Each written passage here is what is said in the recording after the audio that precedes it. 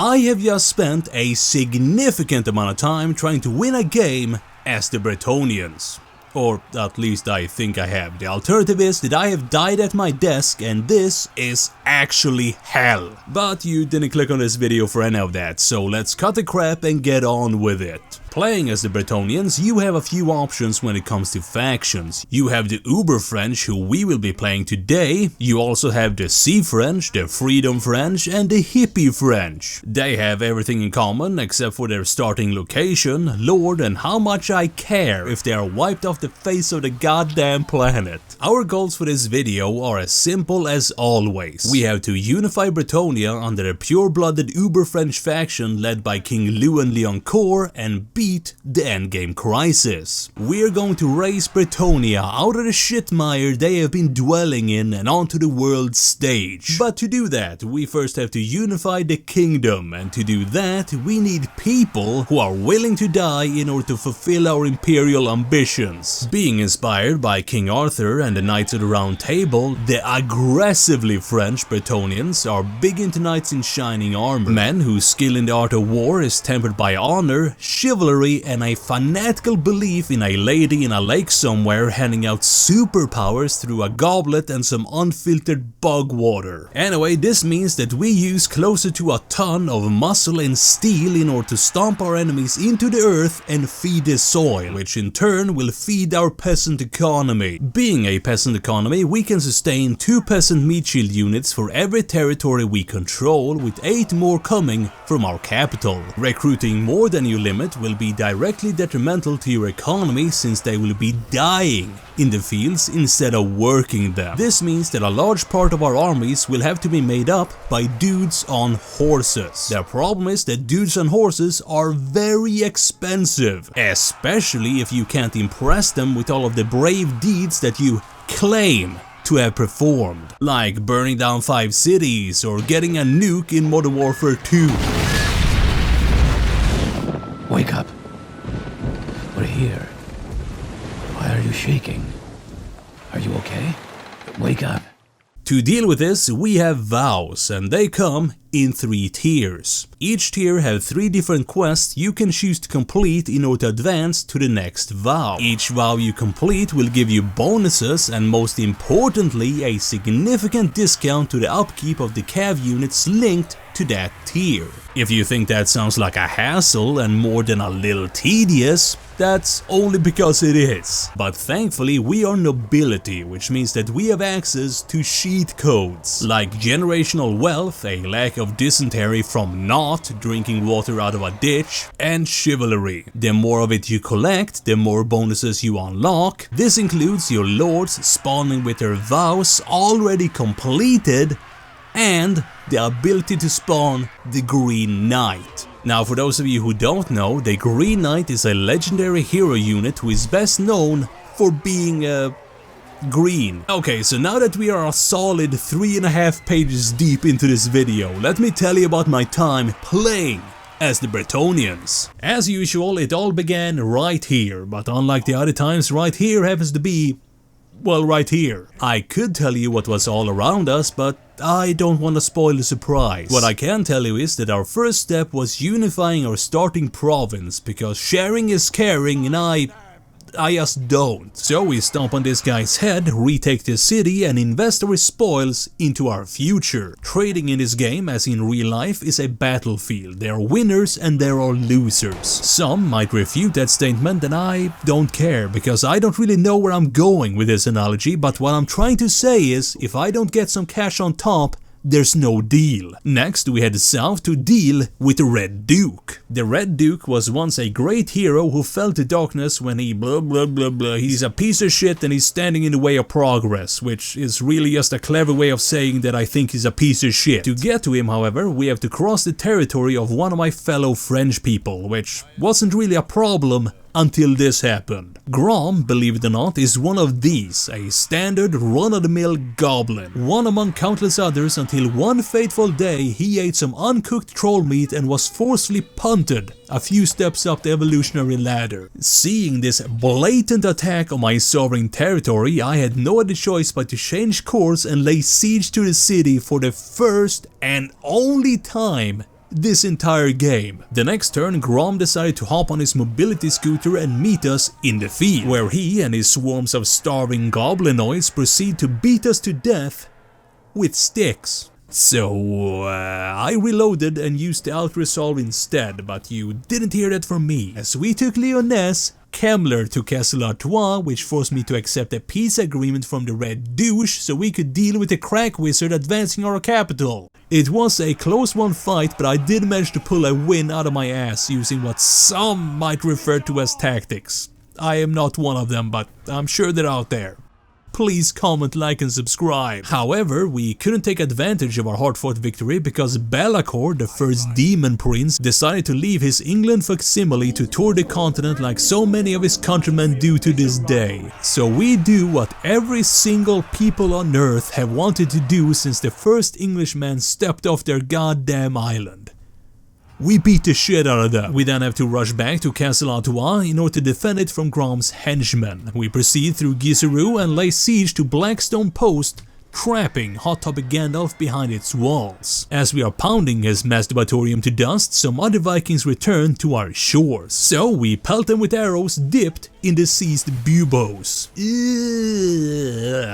Nurgle might be the grandpappy of pestilence, but not even he can fathom the depravity and straight up not recommended behavior going on in a normal, everyday Bretonnian village. With the Vikings dying of only God knows what, I had a bit of a conundrum. We have cracked open the hard outer shell of Blackstone Post and we now had some options. We could take it as our own, which I didn't really want to because who knows what Kemmler had been up to in there. We could raise it, which would be the chivalrous and environmental thing to do. Or we could sack it and gain a whole lot of cash. In the end, I actually decided to raise it, mostly because I hadn't been beaten down and lost my faith in the world yet. But I'm getting ahead of myself. As this was going on, Grom returned from the dead like some sort of obese goblin Jesus, and he brought his entire goblin crusade to Lyonesse for the sequel. Being goblins, I of course didn't have any respect for them whatsoever, so I brought my new army on the bald mare Letard to help drive them away. You know what? I'm good. Yeah, no, I'm fine. I'm good. I'm out. The next turn, the green tide washes over the city, and while I possess the arcane powers of editing, not even I could make the beating I took look less pathetic. Okay, and we will never ever talk about that ever again. Ever. Fuck. Instead of taking the city, he was content with leaving us a smelly troll face made out of poo. Shit! And since we are noble knights, that leaves us with no other option but to seek satisfaction.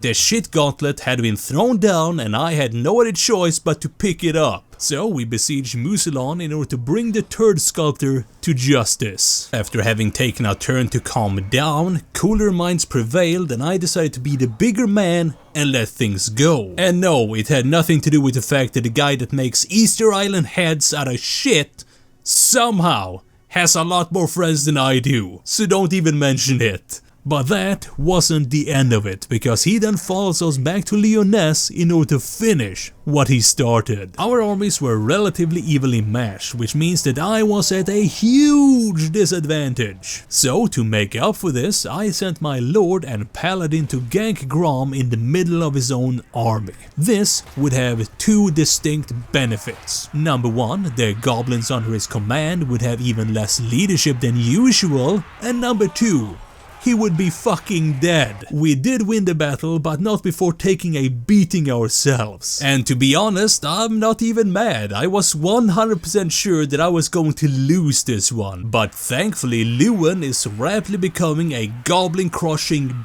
beast. But it wasn't all sunshine and rainbows in Fairyland, Batman, because Belacor has crossed the channel yet again and he is looking for a certain je ne sais quoi to stop his guys from committing dead by eating nothing but beans. Oh, I'm so happy that this is happening right now. Oh, I'm so glad. So we had no other choice but to bring our main army back to defend the capital, which had the unfortunate side effect of leaving Lyonesse open to another attack from Grom, which means that our economy is now fucked, which means that we now have to go back and unfuck it, which in turn means that we have to hope that our capital won't instantly cave before the 18-meter tall demon guy who wants to steal our shit. Which it thankfully didn't, because he burnt down Yisro instead. Every cloud has a silver lining, unless you're a peasant, because you'd probably be dead, which might actually be a silver lining, come to think of it. But it's not all good news, because our battle with Grom left us vulnerable to a counterattack, so despite winning, I had no other choice but to abandon the siege and regroup. Having regained our strength, we march on Lyonesse once again. Halfway there, we are intercepted by Grom, and while we beat him again, it was once more so costly that we have no other choice but to retreat for a third time. Next, I recolonize Castle Artois, which is subsequently besieged by Bellacour. We beat him to death and are forced to retreat again because Grom and yet another Viking army has reached our shores. Grom launches his attack first and I rage quit in disgust. The next day, we head towards our capital instead and watch as Grom takes the city and traps us behind our walls. So we prepare for the most important battle we have ever had in any game of Total War. At first, everything was going in my favor. Our massed lines of artillery and archers make short work of their units before they can reach our front lines. That, combined with our heavy cavalry crushing their flanks, leaves me somewhat optimistic about my chances. And then the second waves make contact and shatter our front lines together with my previous optimism. Our one and only saving grace was the fact that I had piled every single point I'd got my hands on into making King Lewin into a terror-inducing killing machine. We then chased down the fleeing greenskins and massacred them to a man, earning us the blessing of the lady. I push on towards Lyonesse and retake the city from its fungus oppressors. As we regroup, our capital is suddenly attacked by 2 full stacks of rat people, and I spend a whole goddamn day trying to defend it while rage quitting anywhere between 10 and 20 times. In the end, I am forced to reload to before we take Mousillon and run back home, which somehow results in me having to fight 2 goblin armies instead. There is no winning in this game, it's just different shades of getting my shit pushed in. Which reminds me, Bellacour is back and his minions have joined forces with the rat people.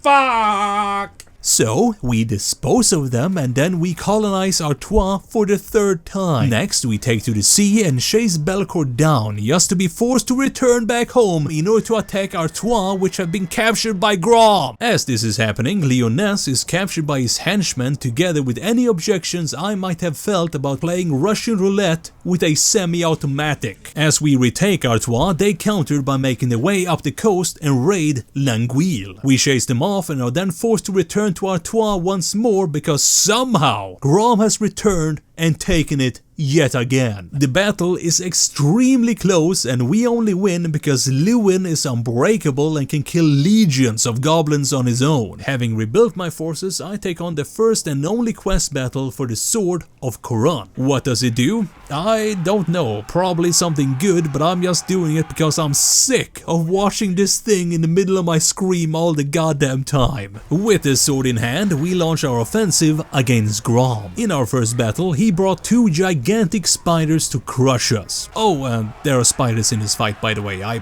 probably should have started with that. But that is fine because we have upgraded our front lines into new, slightly less shitty ones.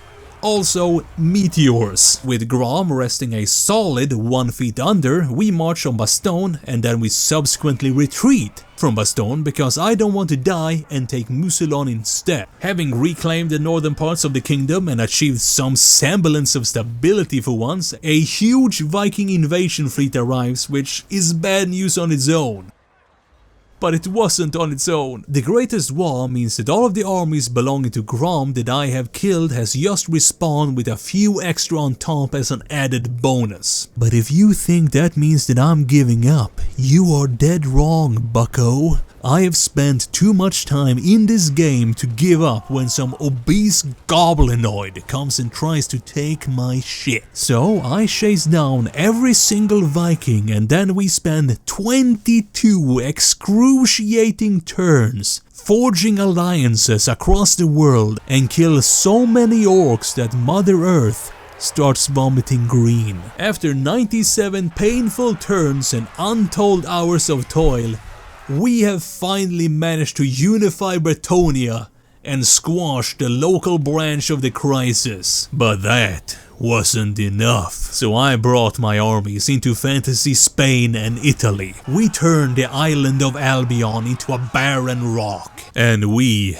kept going. We forced the Crusaders in the Great Deserts to bend the knee to the one true king. We turned the mountain halls of the short kings into dust under our hooves. We thundered from the plains of the Empire to the kingdoms of the Far East. We pacified the jungles of Lustria, purged the frozen waste of Nagaron, banished the denizens of the Chaos Waste, and condemned the Donut Elves into obscurity. We did not rest until every last peasant in the world could eat cake every single day, and only then did I allow myself to feel that it was good to be the king. Nah, I'm just kidding. I spent about an hour converting every single province using cheat codes because I thought it would be kinda funny. The Bretonnians are an interesting faction, is what someone else might have said. Personally, I hated every single moment I was forced to play these backwards horse-riding trash cans. Their only saving grace is the trebuchets, and I'm not talking about the blessed ones because they can't kill Bretonnians. And that is all I got, so thank you all so very much for watching. I have a member section now if you're interested in helping out the channel,